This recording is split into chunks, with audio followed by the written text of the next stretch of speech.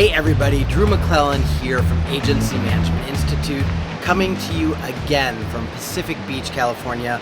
This is my last visit for 2019. And you know, I love this place and I love this surfer culture. I find them fascinating with their dedication, with their commitment to their craft, which I've talked to you about before in other videos.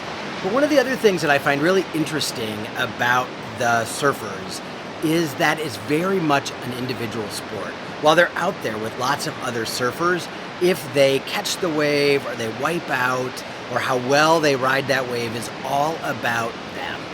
And it is a very individualized and focused skill set.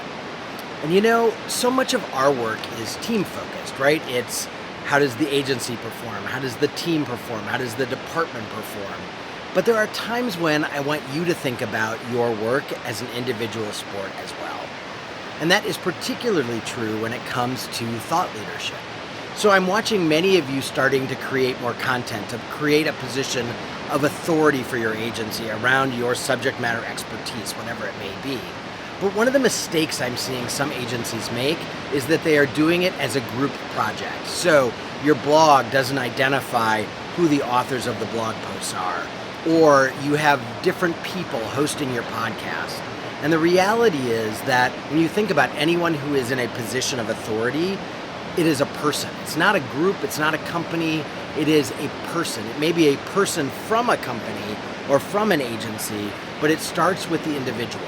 So one of the things I want you to do as you are creating your thought leadership or developing your position of authority is I want you, the agency owner, to step into that role. I want you to host the podcast. I want you to have the byline on the blog posts or the ebooks or whatever it is, because what you're trying to do is you're trying to create your position of authority that is backed up by your entire agency that also is filled with people who have a depth of expertise. Why you? Why not someone else? Maybe you're shy, maybe you're an introvert, maybe you don't like the limelight. Well, the problem is that anyone else who works for you might go away. And the last thing in the world you want to do is create a position of authority for someone in your shop and have them take that position to another agency or another entity. So, like it or not, thought leadership is an individual sport, just like surfing, and I want you to be able to be the one that everyone sees riding the wave. I want you to be the one that is out front and center, showing your depth of expertise. Do not make this a team sport. This is finally and rarely all about you. All right? Talk to you next week.